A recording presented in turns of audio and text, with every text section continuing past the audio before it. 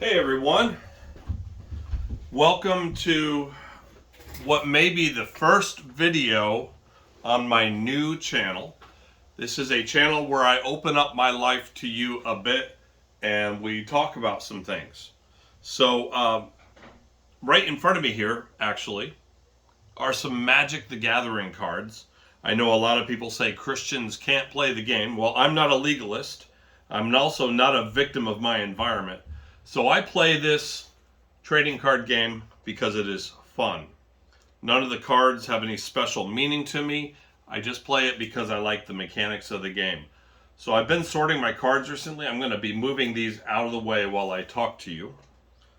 On my shirt, by the way, what is today's date? It is December. I should know because I was writing it in documentation at work all day today. Today is December 13th, I think. A Wednesday, 2023. It's probably just about between 5 and 6 p.m., I think. We just finished dinner. And I'm just going to talk and freestyle it for you. Let you into my life a bit as I move these cards out of the way. And you'll find out why in a moment. My shirt is War Priest. It's a Christian heavy metal project. Yes, Christians can listen to heavy metal too. I know there's a lot of critics on that as well. I grew up in a family that was critical of all heavy metal music, whether it was Christian or not. They did not care. They said it was all from Satan, from the devil, and it caused a lot of problems. I am past all of that. Praise God. So War Priest is a specific type of heavy metal called doom. And you say to yourself, well, how can a Christian listen to something called doom? Because isn't that depressing, and aren't we supposed to be people of hope and all that? Well, yeah, sure. You can take a secular genre of music and give it a new meaning if you want. So Christians maybe didn't invent doom music or doom metal, but we can give it new meaning, and I can say it's referring to Satan's doom.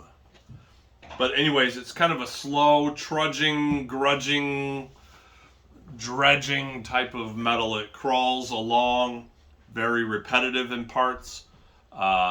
I listen to it at times, not all the time. Other times I'm listening to thrash or punk or industrial or hard rock or death metal or what people call black metal. I've recently had Christians yell at me about calling it black metal. They're like, well, if you're a Christian, you should call it white metal or unblack. You know what? I don't care. God made the color black. I can call it whatever I want. It refers to a style of music, and I am not a victim of my environment. Tonight,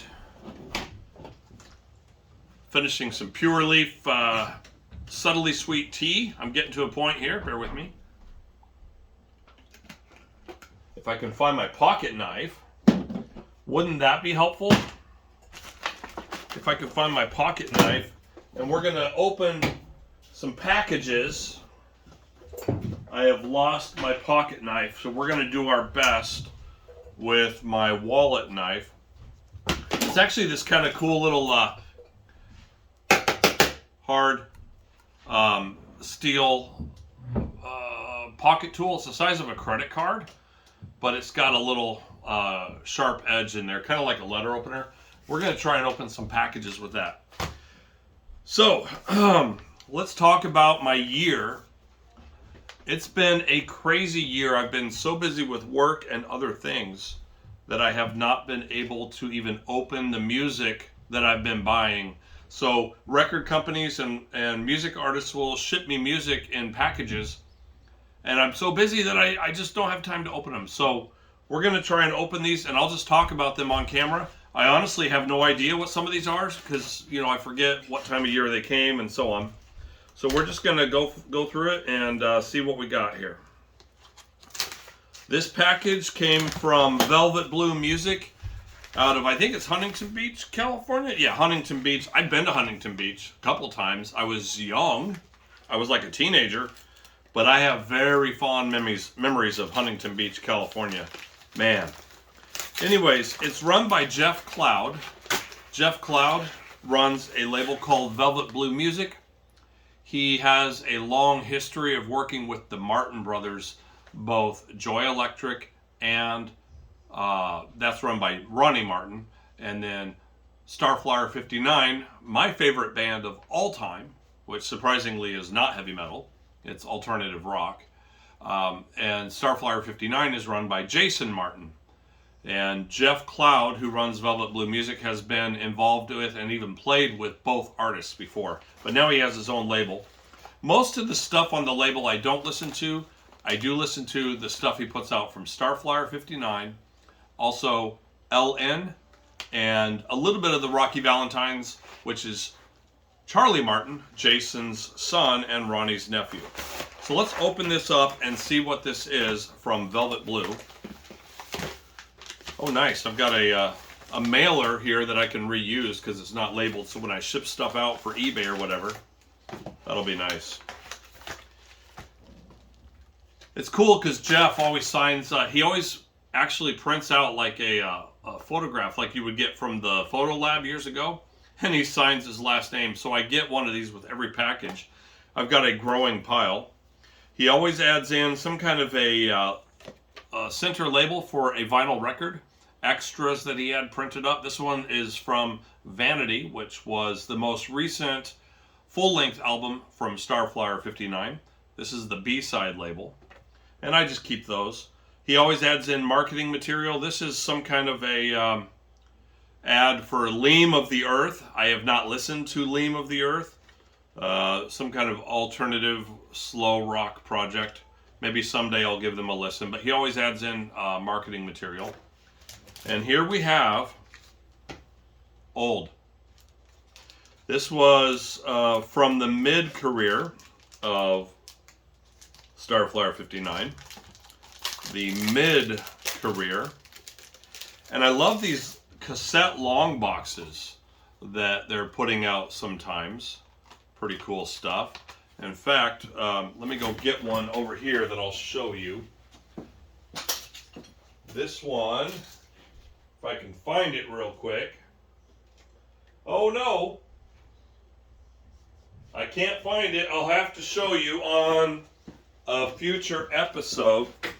But this is like a cassette long box. Remember, CD long boxes were tall.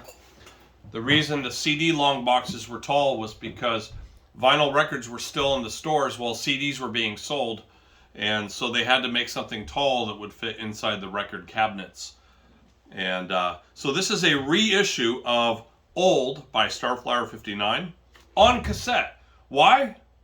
For nostalgia's sake. We love cassettes because cassettes are awesome. We don't buy them for audio quality. We buy them because we do. And that's what I love. And I'm a collector. I buy everything Starflyer puts out. I don't have everything Starflyer has put out for various reasons, which I can get into in a later episode. But this is awesome to have. Old by Starflyer 59. Let me see if I can slide it back into this protective cellophane packaging with the self-sealing flap. Yes. All right. Next. A package from Julio Rey. That's R-E-Y. Julio Rey. He is known primarily for two projects. One is The Lead, L-E-A-D. The Lead was a Christian punk outfit. I'm going to make sure the video is recording too. Let me check. We don't want any technical difficulties. There we go. We don't want any technical difficulties on the day one of recording, right? So The Lead, led by Julio Rey out of Florida. I think he's in Miami. Yep, Miami. Christian punk band started in the 80s. Now, we're not talking pop punk like MXPX or Green Day or whatever. We're talking hardcore punk, like raw, in-your-face, very discordant, wailing, gnashing, whatever. Great stuff. But he's also known for Frank's Enemy, which is more of a noise project. It's noise, thrash, grind, punk. It's a lot of things all together. Frank's Enemy. And this is like a compilation, I think. Yeah. This came out in 94, but I think it's a reissue on cassette. Frank's Enemy. And he always signs his stuff. Thanks, Adam. And then he signs it Julio Rey, and he always gives like a Bible verse or something. So, cool dude. Julio Rey. And these are on clear cassette. Very, very cool. A note. I listen to my stuff. So when I buy something on vinyl or cassette or CD, I listen to it. I actually plug it into the player. Right down there, you can't see it, I'll have it in a future episode, is my boombox. It's a late 90s or early 2000s boombox. I got it at a flea market a couple of years ago for 20 bucks, and it works for cassette and CD. I actually play my cassettes. I believe music should be heard and collected second. So I do collect, but I listen first. It's all about that experience. This, I can almost guarantee, is a 7-inch vinyl record. Which, by the way, does not always mean you hear about 45s, right? It doesn't always mean it's a 45. There are 7 inches that are 33 1/3 RPM. There are 12 inches that are 45 RPM. Size does not denote the speed at which the record plays or the RPM. Size denotes one thing, size. The RPM is often determined by the spacing of the grooves. With a 45 RPM record, the grooves are going to be spaced a little farther apart.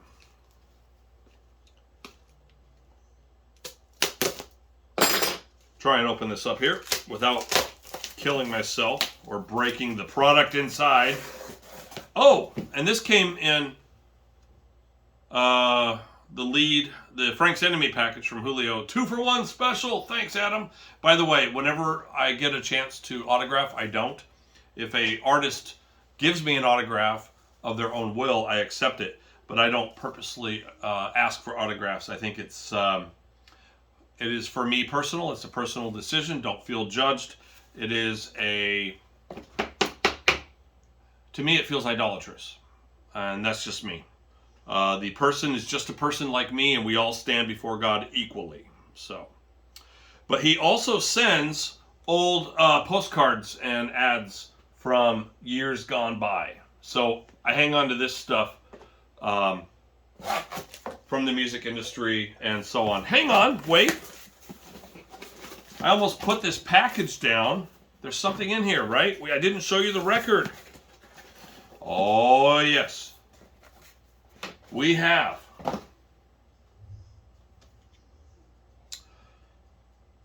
from the Sharon or Karen Collective, 2 tracks, Unholy Cremation and Lead to Hell or Led to Hell. Oh my goodness. I am forgetting who this artist is. Check out that epic image. I know that when this image came out, a lot of people thought it was AI generated, and it very well might have been. I mean, we live in an AI age. Let's open this up and see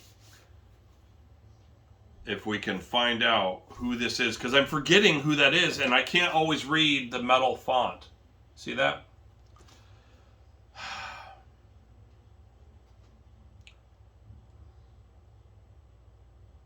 I can't read it. Let me know in the comments. I'll probably find out by then. Let's look at this vinyl. Now, when you pull vinyl out of a package, try not to touch the grooves. I try and rest my finger on the center hole and keep the vinyl resting in my hand like that. And then just hold the edges. Man, that's a short track. Looking at it here in the light, I don't know if you can see that on the camera. That looks like, to me, now a normal 7-inch only holds about 6 or 7 minutes per side, if I have my measurements correct. because a vinyl record, a 12-inch, if it's at 33 and a third RPM, will be around 22 minutes per side, I think, is maximum music storage. And these grooves look like they only cover about about 7/8 of an inch, or maybe a full inch. I don't know. I'm just kind of estimating. Doesn't look like a full inch. Maybe it's like 13/16 or something like that. Anyways, so it's a short song on that side, and same on the other side too. But man, it's a picture vinyl, huh? That is so cool looking. Wow. And when I put vinyl back in, I put my finger on the center hole. I just balance it neatly there, and I slide it back into its spot. I hope you guys are having fun. I love doing this, and I'm excited to do this more.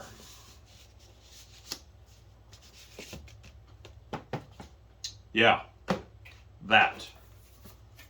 Throw that aside. It came with a Clank sticker. Now, if you don't know who Clank is, you're missing out. This is Darren. It's a one-man project usually. I think it's Darren Dialosa. I think is his name, Darren Dialosa.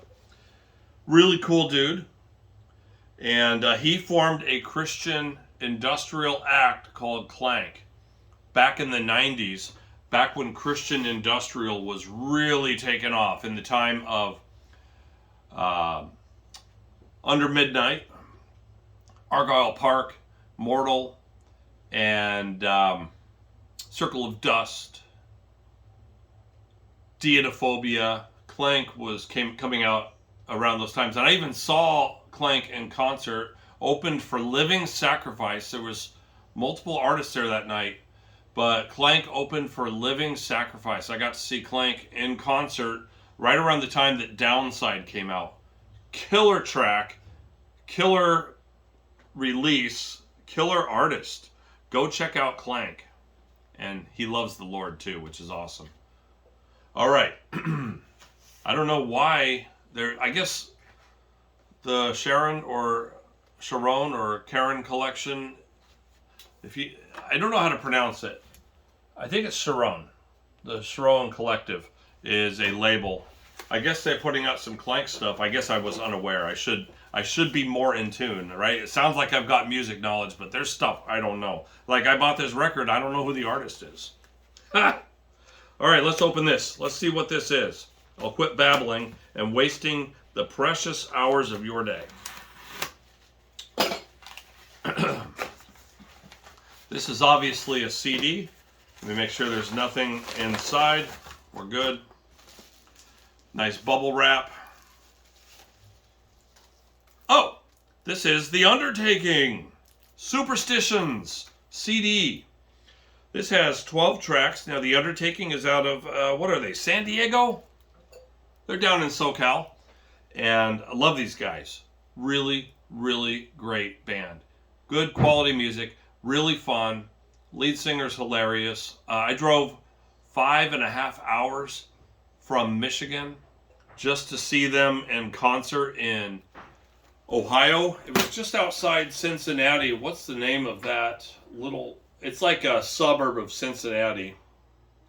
I forget the name of that suburb. But anyways, we went down to Cincinnati to see them at concert, and that was epic. Dude walked up and gave me a hug right there at the... I'm trying to get my tickets to go in, and he's standing there and he wants his hug. I'm not a hugger, but I hugged him because he's cool. I don't generally like hugs, but that dude is so cool, you can't resist. So The Undertaking, I have them on cassette as well. I also have them on vinyl. I'll show off my vinyl collection on future episodes. But yeah, Undertaking, very cool. What do we got over here? We got a vinyl, 12-inch. Let's see what it is. Oh, Undertaking. I didn't tell you what kind of music The Undertaking plays. The best description I can give it, and I think I might have been one of the first people to give it online, chaos rock. I don't call it chaotic rock. to me that sounds clunky. I call it chaos rock. Now it's very hard rock. I mean, it's borderline metal, borderline hardcore, borderline metalcore.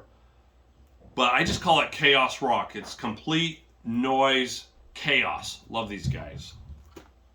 Probably shouldn't put it on that 7-inch. We'll set the 7-inch over here. Also, don't store your vinyl flat. I'm only doing so on this video because I have nowhere else to put it. Always store your vinyl vertically or at a slight slant, because over time it will warp. If you have a stack of vinyl all sitting together, the vinyl will warp over time. You don't want that because that'll mess up your collection. Let's see what's in this package here.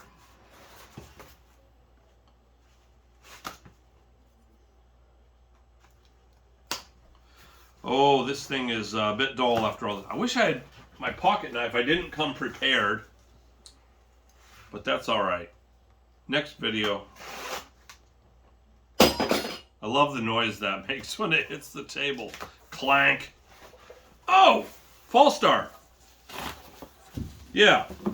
So I had funded this. Oh, always hang on to these in case you ever sell vinyl. You'll want something to package it in. Hang on to your vinyl record mailers if you got room for them. If not, well, there you go. This is, I believe, Fallstar Sacred Mirrors. I had funded this on Indiegogo like 17,000 years ago. It took a long time for it to come out. But here it is. Fallstar Sacred Mirrors. Is this Fallstar? It's on Face Down Records. Made in Czech Republic. That means this is probably a pirate pressing. So the label is the actual label that put it out is Face Down Records. Now, that's not always the company that put it out. Sometimes the company will use multiple labels. Like in the early days, there was Tooth and Nail Records, and under them they had Solid State Records and stuff like that. And then they were bought by the EMI CMG, the EMI Christian Music Group. So that company kept issuing stuff on the Tooth and Nail label and the Solid State label. Face Down, as far as I know, is independent. They are their own company as well. But the label on the record is not always the company that puts it out. That could just be a brand like Coca-Cola or Pepsi-Cola, a brand for you. Well, there's also a company that makes the record itself. They press the music onto the vinyl. And this one is made in Czech Republic. I have a feeling this is going to be Pirates Press. Let's find out. Now, when opening vinyl, you got to be very careful so as not to damage. And of course, I don't have my precise pocket knife with me, but you got to be very careful not to damage the cover itself. You want to keep your vinyl in as good condition as possible. Let's see if we can open this up here. Also, I do not keep my vinyl in the shrink wrap. So some people just open this edge here and they slide the vinyl out all the time over the years. I take the shrink wrap completely off because over time the plastic can warp and the cover can actually start to warp with it. So I always take the shrink wrap off and then I reseal it into a special acid-free plastic self-sealing bag. All right. Nice. We've got a nice lyrics sheet, single-sided, but still very nice. Download card. Hey, I don't do digital downloads, so pause the video. First come, first serve, and you can download Sacred Mirrors. Hopefully, the camera is getting that. All right. First come, first serve. If it is not downloadable by the time you get to it, that's because somebody already downloaded it. And you say, Adam, why don't you do digital downloads? Well, I have a family plan for streaming through Spotify. I buy the physical media. And where am I going to listen to my downloads? I live my entire life on my mobile phone, which I'd show you, but it's filming right now. I'm rarely on a desktop computer.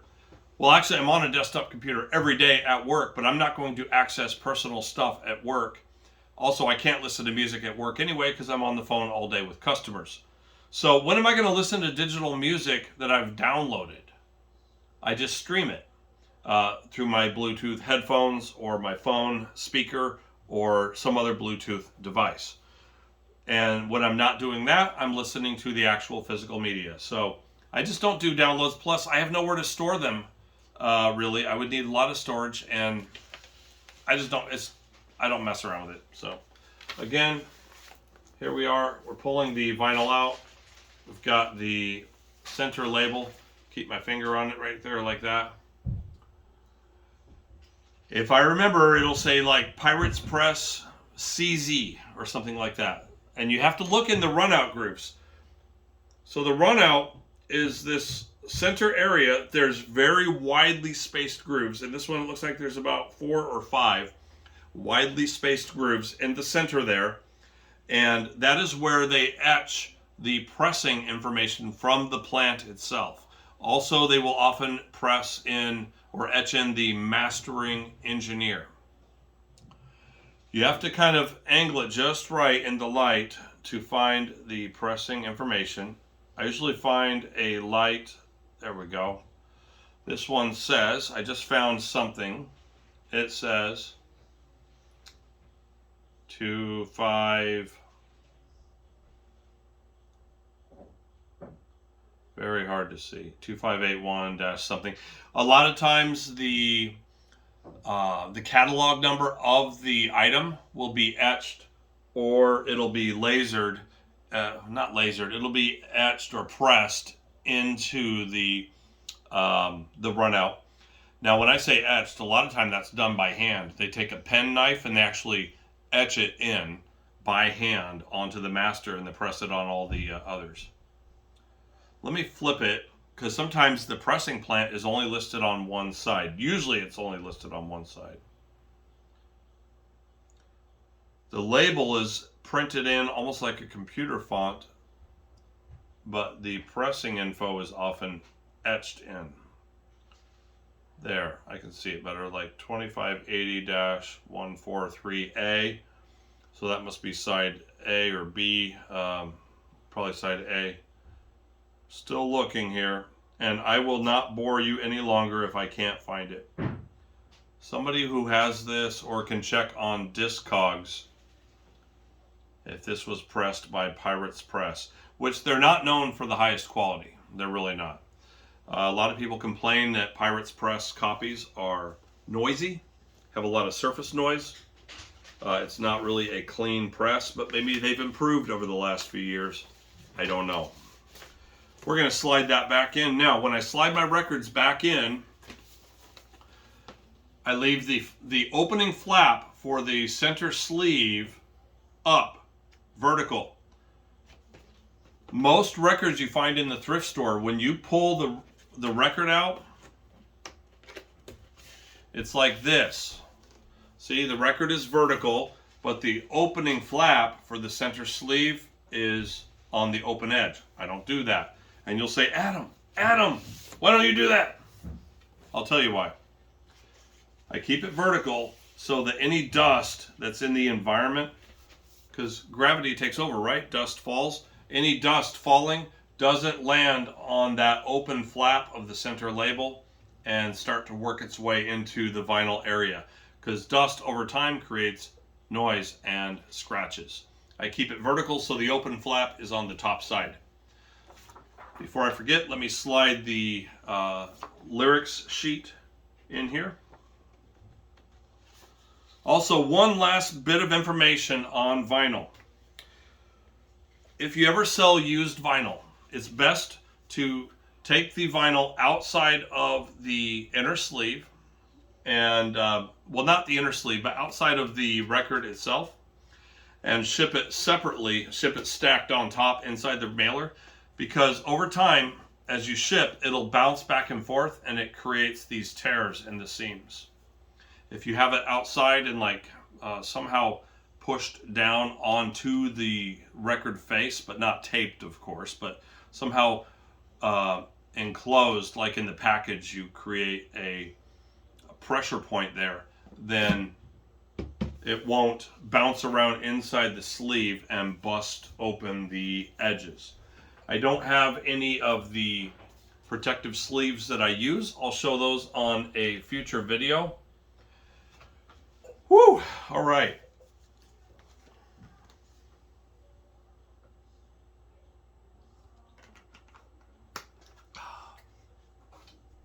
There it is. That's kind of cool. Rottweiler Records pen. Rottweiler is putting out some amazing stuff. They are a metal and punk label out of, I want to say, Fort Wayne, Indiana.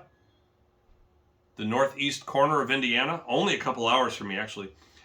I'm pretty sure that Unworthy, my friends Jordan and Dennis, just recently signed to Rottweiler. So this was just laying here, and I thought I would show that to you. One final thing I'll show you as I sign off for the night. Oh, couple final things. There it is. That Unworthy band I was just talking about. Couple of great dudes down in Southern California, making amazing deathcore, very Christ-based. They want to spread the message of Jesus Christ everywhere, and they are doing it through epic music. So I'm glad that this is their first, I want to say their first, I don't know, probably their first EP. It's got 6 tracks on it. Where Light Divides by Unworthy. Pick it up. Here's a local Christian punk CD that I am borrowing from my daughter. She met the artist. And Flood. Check out Flood. If you want some good classic metal and thrash metal from some of the original band members from Tourniquet, the Christian thrash metal legends, check out Flood. They are not on Spotify because they don't like the pay on Spotify. I don't blame them. Spotify pays very little.